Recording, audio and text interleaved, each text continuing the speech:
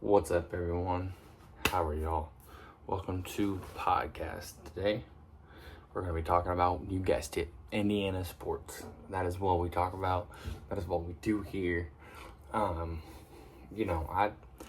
been passionate about Indiana sports for a long time, but never really had the balls or the too much to want to really share it like this. But I am now, because I do not care. If you see this podcast and you know me and you want to write something in the comments, you can share it to your friend and joke around. Look at this. I don't care. I really don't. Okay, so that all being said, let's get into this. So a few things I want to cover today. Number one, I would be absolutely remiss to not immediately bring up Jim Irsay. Jim Irsay, the legendary owner of the Colts, has passed away. What he passed away from is kind of a mystery. He did say they passed away peacefully in his sleep, which is always good. I've seen a couple of things suggesting this or that, but we won't get into that. Just a class act, really. I want to win games as a Pacer or as a Colts fan. I do a Pacer fan now, but as a Colts fan. But beyond that, great guy. Looked out for his players. Looked out for everyone who was even associated with the Colts. And I think Pat McAfee said it best while talking about him. I'm gonna read a little excerpt from Pat's statement. He says, "I shed some tears last night when a friend of mine was announced that he passed away. What the Indianapolis Colts owner Jim Irsay has done for me, for this program, for the show, for this city, is going to be tough to break down and chit-chat about. But Jim left a legacy of compassion and give back that I think should be studied by everybody that ends up in any type of money or success. God bless this man, Jim Irsay, and the way he wanted to treat people, especially people he knew."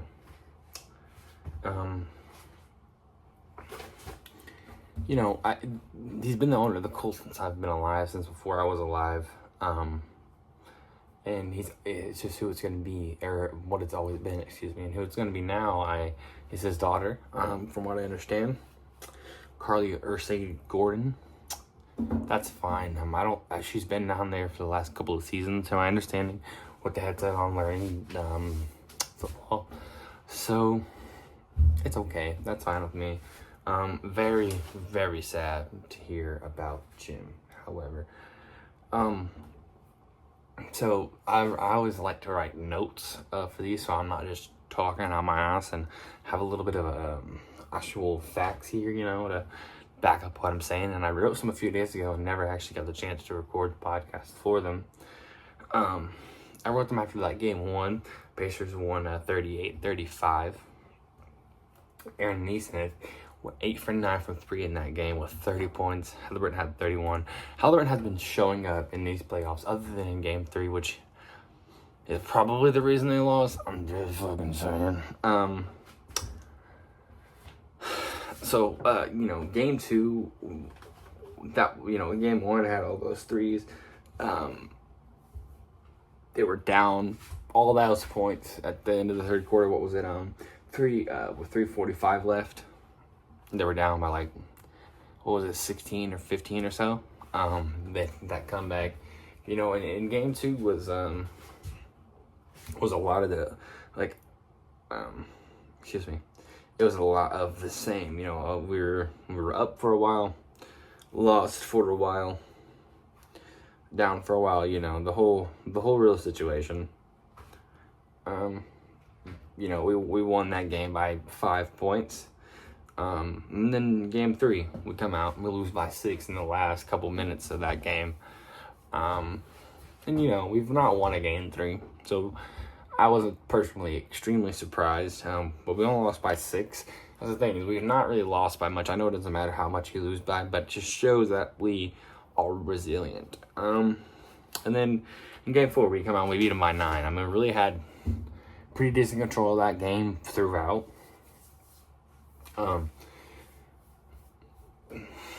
Yeah, we've been dominating the whole entire time. Like we've we've dominated the Bucks, then the Cavs, and then the now the Knicks and the Cavs were, I think, the number 2 team behind OKC, and then I'm pretty sure the Knicks were 3, and I think, but anyway, you know, everyone loves make excuses. Oh, you guys won. You guys beat the injured Cavs team, the injured Bucks team, the injured. You guys, what are you guys gonna say now? What are you guys gonna say? 3-1. This team's been healthy. When I'm watching these games, I'm literally saying, look, I hope that no one, Cat, Brunson, no one gets injured, because that's all they're gonna fucking talk about on Twitter, on Get Up, on all this shit. That's like all they're gonna fucking focus on. And I mean, I hope at this point Stephen A has to just give up the fucking ghost and be like, the Pacers are fucking good. The Pacers are great. The Pacers are going to beat the fucking Knicks in a fucking 7-game series. Knicks in what? Knicks in nothing. You think you're gonna win the next three straight games? I mean, yeah. You know, I guess you could. I don't fucking think you're going to. I don't think you're going to. I'm about to tell you why. So, last game, game 4, we had Karl-Anthony Towns scoring 24 with 12 rebounds on the Knicks. He had OG Anunoby scoring 22 points. You had Jalen Brunson scoring 31 points. He had Miles Bridges scoring 17 and Josh Hart scoring 12. Whenever your biggest people show up, Cat, Brunson, then, you know, that's good, but you have to have people like the Pacers had, where they had, of course, Pascal showed up. Of course, Halliburton showed up. But off the bench, they had Mathurin. They had, who scored 20 off the bench. They had, I thought Toppin scored more than that. Okay, Toppin scored 5. Point is, they had some bench help. 20 off the bench is crazy, though. I bet that's more than the entire bench of the fucking Knicks, period. But we are a lot deeper than the Knicks are.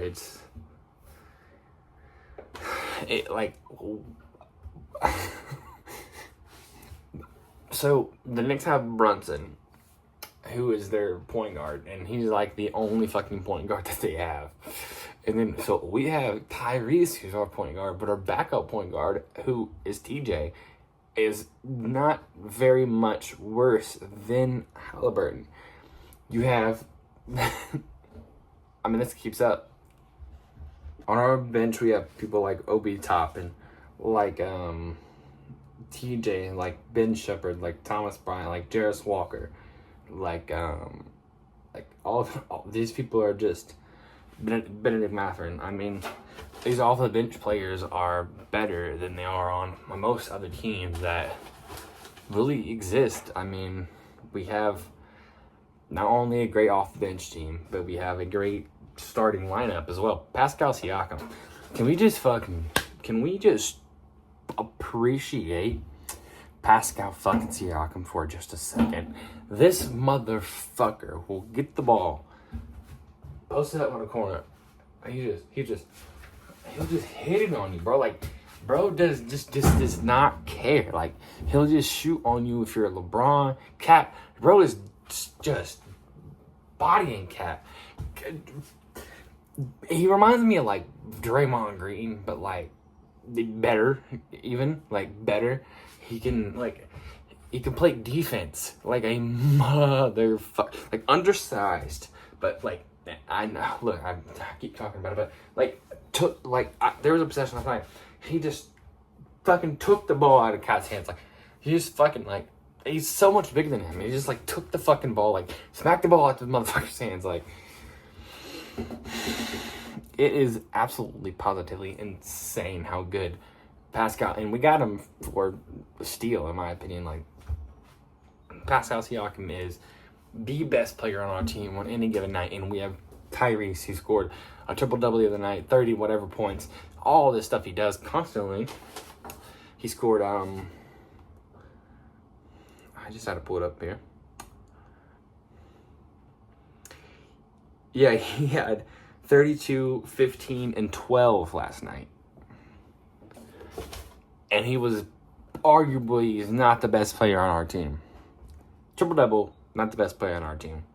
What does that tell you? We are very, very deep. If you need a bucket at the end of the game, we have multiple people that you would trust to put the ball in their hand. If the New York Knicks are down at the end of the game, and this is clear, they do not have Mr. Clutch. Mr. Clutch. Oh, Tyrese Haliburton is the most overrated player in the league. We have Mr. Clutch on the Knicks. We have Mr. Clutch. Not in this fucking series, you know. In this series, you give him the ball, he misses. He bricked off the side of the rim the other day. He, a couple of games ago, I don't think anything any good when y'all won by 6. Then he played at the end of the game, Mr. Clutch. Back on the Pacers. My bad. So, let's just move on from the Pacers because we know how great they are. And let's move on to the Indianapolis Colts. So, you know, there's not, obviously, there's not a ton going on. But I have been hearing about, like Pat talked about it yesterday on Pat McAfee, the QB battle. He's kind of, you know, there's some videos are coming out of identity times that, you know, camp, they're splitting reps. Pat kind of jokingly talked about, oh, we got our guy, Danny Dimes. Oh, we got our guy. And, you know, he's excited for him. But I think AR could still be the guy. I think our team could still go far. Our defense is improved. AR hopefully has been working on his game. I think we could. I think we could go somewhere with it. JT could use maybe a backup, somebody who can catch the football rather than just run the football. We love JT. But he is really very good at running the football and not very good at much other things. So getting a secondary running back would be good, you know, to help him out with that. But, you know, until the Colts start playing, unfortunately, there's not a ton to report there. But I hope to figure out who becomes the quarterback, the starting quarterback. I think it will probably, my gut feels like Danny Dimes, but my heart wants to say Anthony Richardson. All right, moving on. Indiana favorite, Indiana Fever. They are 2-2. Caitlin Clark is out for the next 2 weeks. She is scheduled to miss the Mystics on the 28th, which is today. The Sun on the 30th. The Mystics again on the 3rd, and the Sky on the 7th. The WNBA would certainly like Clark to be back for that Saturday, June 7th, showdown in Chicago against St. Louis, but this timeline won't suggest she will be. Just beyond the 2-week timeline is a June 10th game at Atlanta Dream. So I personally, she got the quad strain in her quad. I think the Fever are still very good.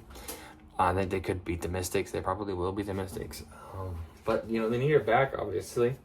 I think hopefully she can come back for that game against the Chicago Sky. If not, against the Dream should be fine. They can beat those teams, really, without her. I don't know if they can beat the Atlanta Dream without her. But, you know, they can beat the Mystics and the Sun more than likely without her. But I love watching the Fever play. Whenever I get a chance to, I'll turn it on. But yeah, I don't really think that Kelsey Mitchell, Leah Boston, and them get really their credit. I could totally win games without them. Anyway, thank you guys for watching, and I'll see you guys soon. Hopefully after the Pacers series. Thank you.